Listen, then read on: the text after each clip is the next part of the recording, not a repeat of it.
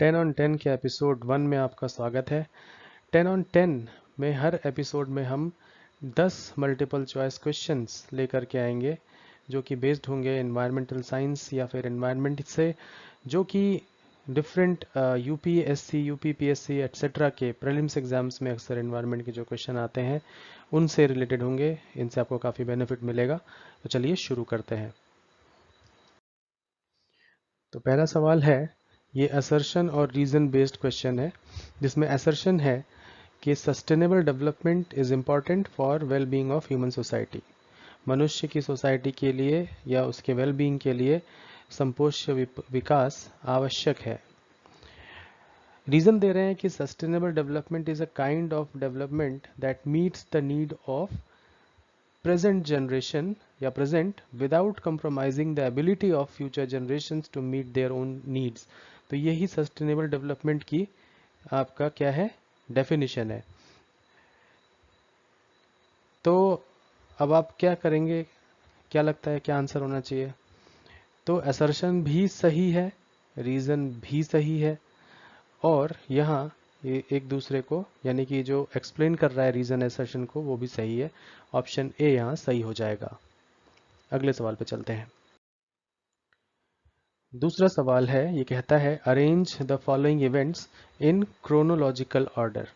Chronological order का मतलब होता है कि जो चीज़ पहले हुई वो पहले आएगी और जो बाद में हुई वो बाद में आएगी। तो क्रोनोलॉजिकल ऑर्डर में सेलेक्ट करने के बाद हमें क्या करना है, select the correct answer from the codes given below. तो ये बोल रहे हैं रियो अर्थ समिट, फिर publication of Brundtland commission report, फिर इन्फोर्समेंट ऑफ मॉन्ट्रियल प्रोटोकॉल, और फिर publication of the limit to growth report. इनमें से कौन पहले है कौन बाद में है, ये पूछ रहे हैं। तो बिल्कुल ये जो publication of limit to growth report है ये सबसे पहले आई थी, ये सबसे पहले ऑप्शन में होना चाहिए। इसके बाद जो चीज़ हुई थी वो क्या थी, वो था पब्लिकेशन ऑफ ब्रुकलैंड कमीशन। तो ये उसके बाद आएगा, पहले ही आया फिर ये आया। फिर तीसरे नंबर पर क्या हुआ था, तीसरे नंबर पर हुआ था एनफोर्समेंट ऑफ मॉन्ट्रियल प्रोटोकॉल 87 में, तो तीसरे नंबर पर ये आएगा। और फिर क्या हुआ था लास्ट में, तो जो बच गया वो रियो की अर्थ समिट 1992 में। ठीक है, तो अगर इसमें देखें 1 2 3 4, तो यानी 4 2 3 1, 4 2 3 1 कहाँ नज़र आ रहा है, यहाँ नज़र आ रहा है 4 2 3 1। तो ये आपका करेक्ट आंसर है। इस तरह से आप इसे अरेंज कर सकते हैं। चलते हैं अगले सवाल पे। अगला सवाल है, the discussion on sustainable development was started after submitting a report on environment to the United Nations in 1987। That report was, कौन सी रिपोर्ट थी, उसका नाम क्या था? तो यहाँ कह रहे हैं first report of climate change our common future, तीसरा ऑप्शन है second report of climate change, चौथा ऑप्शन है फिफ्थ असेसमेंट रिपोर्ट।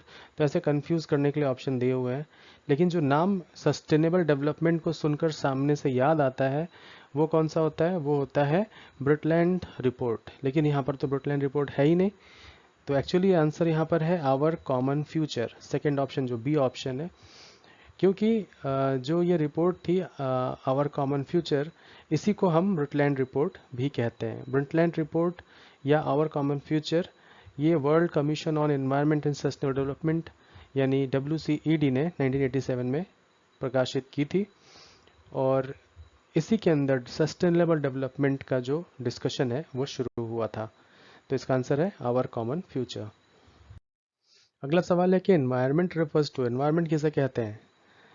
और इसमें ऑप्शन दिए हुए हैं कि the natural world of land water air plant and animal that exist around it. तो देखते हैं यह है कि नहीं। दूसरा है the sum total of conditions which surrounds human being at a given point of time. तीसरा है the interacting system of physical biological and cultural elements which are interlinked. UPPSC के प्री में 2006 में इस सवाल को पूछा गया था, और काफ़ी ट्रिकी सा क्वेश्चन है, क्योंकि आपको लग रहा है कि हाँ ये भी सही है, ये भी सही है कि सम टोटल ऑफ कंडीशंस बता रहे हैं, और ये भी सही है कि ये इंटरैक्टिंग सिस्टम है फिजिकल बायोलॉजिकल और कल्चरल एलिमेंट्स का। तो जब ये तीनों सही हैं तो चौथा ऑप्शन अपने आप सही हो जाता है, विच इज़ डी, और ये बताता है कि एनवायरनमेंट क्या है। तो देखो एनवायरनमेंट जो है ना वो एनविरॉन शब्द से बना है। एनवेरॉन, इसका क्या मतलब होता है? तो ये एक फ्रेंच वर्ड है एनविरॉन, जिसका मतलब होता है एनसर्कल और सराउंड। यानी अगर कोई चीज़ आपको सराउंड कर रही है, एनसर्कल कर रही है, तो वो एनविरॉन वर्ड है। और इसीलिए सराउंडिंग को हम जनरली एनवायरनमेंट कह देते हैं। तो it is sum total of all the external factors which influences our lifes, ऐसे करके भी हम एनवायरनमेंट को डिफाइन करते हैं। और अगर हम डेफिनेशन की बात करें तो इन्वायरमेंटल प्रोटेक्शन या इन्वायरमेंट प्रोटेक्शन एक्ट जो 1986 में आया था, उसमें एनवायरनमेंट को डिफाइन किया गया है। Environment includes water, air and land and the interrelationship which exist among and between water, air and land and human beings, other living organisms or creatures, plants, microorganisms and property. तो एक लंबी चौड़ी definition वहाँ भी दी गई है, तो इस सवाल के हिसाब से ये आंसर सही है। अगला सवाल है कि generally environment can be classified as following categories, और एक which of the following is not a part of such category. बाकी तो है, कोई एक इनमें से ऑड वन है। तो आइए देखते हैं। ऑपरेशनल इन्वायरमेंट है, फिजिकल इन्वायरमेंट, बिल्कुल फिजिकल इन्वायरमेंट होता है। कल्चरल इन्वायरमेंट, जी हाँ।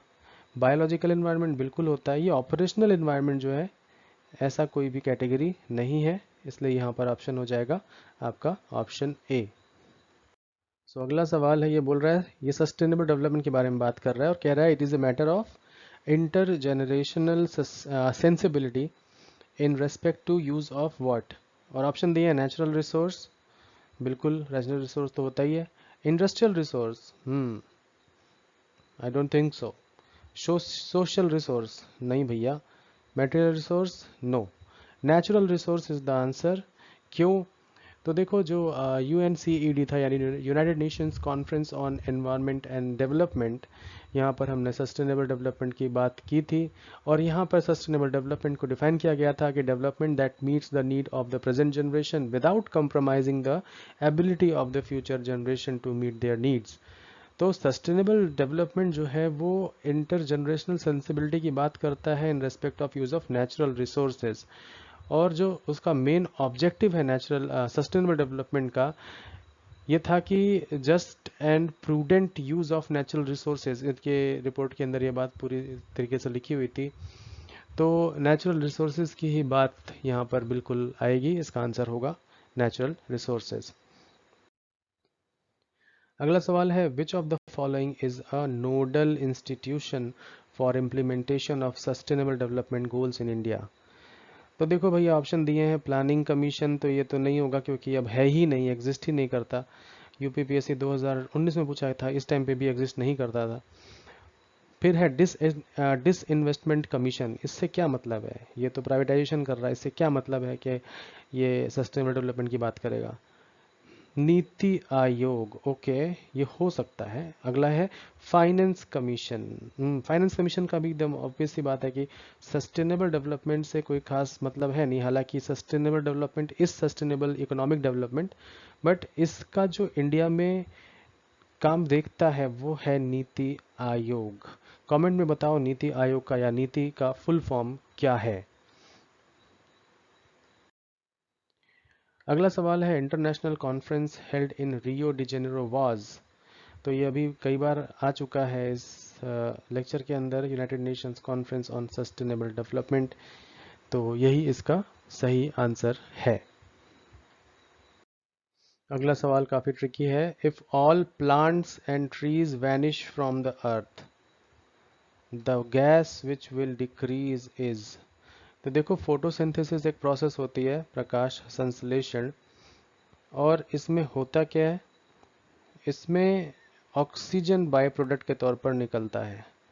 तो अगर सारे प्लांट्स, और ये कर कौन रहा है, ग्रीन प्लांट्स करते हैं, तो अगर प्लांट्स नहीं रहेंगे तो फोटोसिंथेसिस नहीं होगी, और फोटोसिंथेसिस नहीं होगी तो ऑक्सीजन की कमी हो जाएगी।